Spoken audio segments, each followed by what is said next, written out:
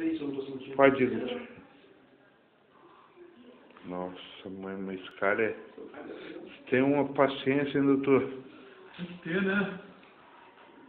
Vou fazer bem em cima, né? Outra coisa que ela também não me trouxe.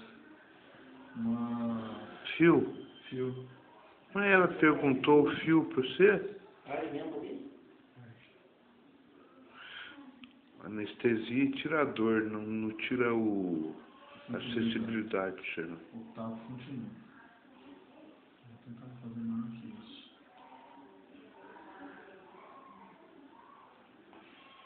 Aquela hora eu parei certo aqui?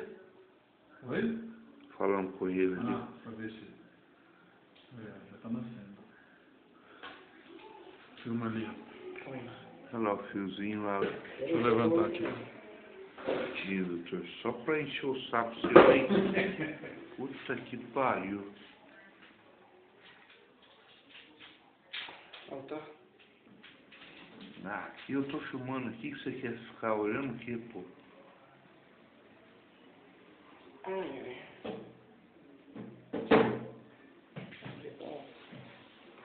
Ai, Pode voltar, doutor. eu tenho subido aqui depois. Nem aqui editado. Pode voltar que eu deixo, doutor. Cara, que estranho. Ixi. Ai, ai. Tá nascendo, Fernando. Tá nascendo, cara. Nasceu lá. É um mim, rapaz.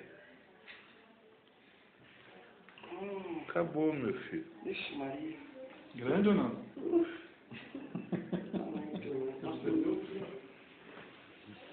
Ai, meu Deus. Aqui aperta o parar mesmo, né? Não, deixa isso.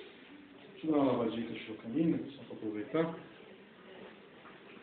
Assim, cara, não. Não, só com lavar. Aproveita a pressão.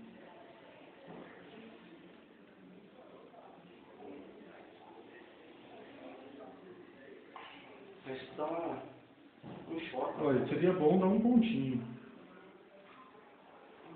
Você que sabe, doutor. Tá vendo? Um Deixa eu pontinho ver pelo com ela menos. lá. Pede pra ela me dar qualquer nylon.